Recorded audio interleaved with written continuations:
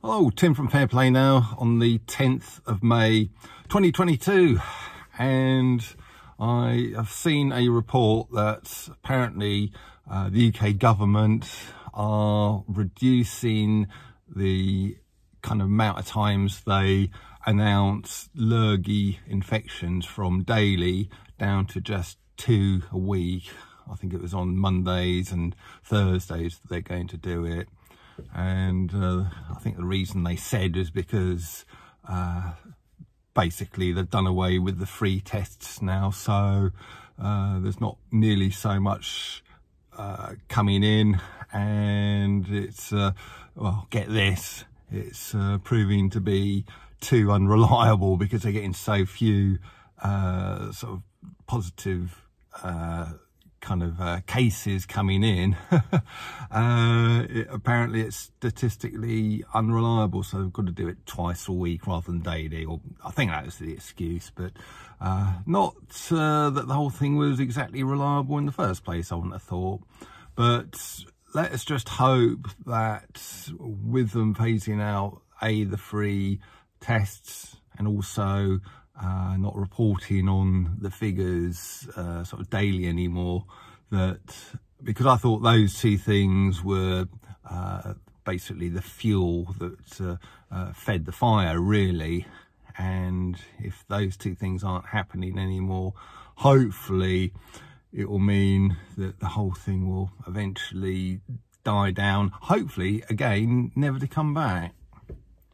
Talking about people never wanting to come back to somewhere, I saw another report that apparently New Zealand, now that their borders are open and New Zealanders can actually leave the country, there's a lot of them who are desperate to get out of New Zealand pretty much for good, or at least for a long time until Ardern disappears, I suppose, at least.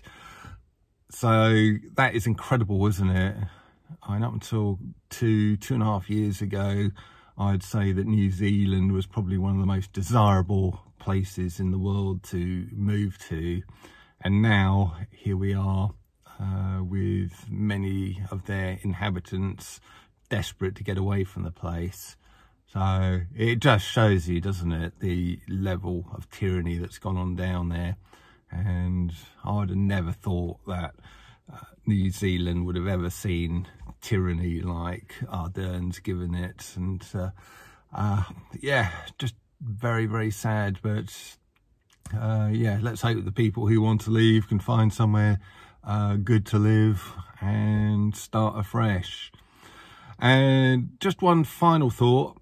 I'm going to keep this short today because I'm having this week off. I actually had most of last week off as well, a couple of weeks off, and obviously Lorraine and I are out and about doing bits and pieces, going into places, having coffees, a little bit of lunch here and there as well.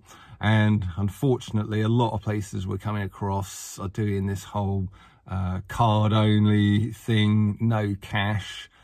Very disappointing. Although something that really put a smile on my face today, and Lorraine's face as well, we saw one cafe where they had a great big kind of A4 bit of paper sellotape to the front window, and in great big sort of lettering, sort of print sort of lettering, it was cash only. So I thought, yeah, you know, but it's almost like there's a little war going on at the moment between the cashless lovers and the cash lovers, because you're seeing these places where it's no cash allowed, and there's a growing number of places like that.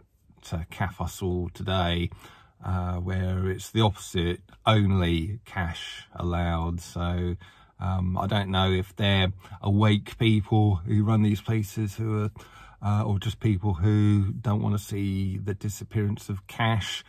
But yeah, it's like a little war going on, sort of cash only or card only.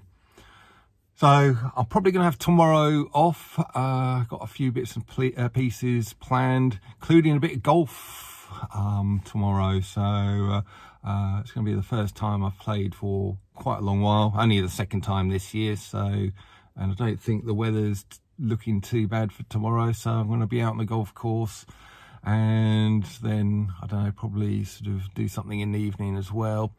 So may well not be back tomorrow, although I will be here on Thursday. Tim from Fair Play Now, thanks for watching.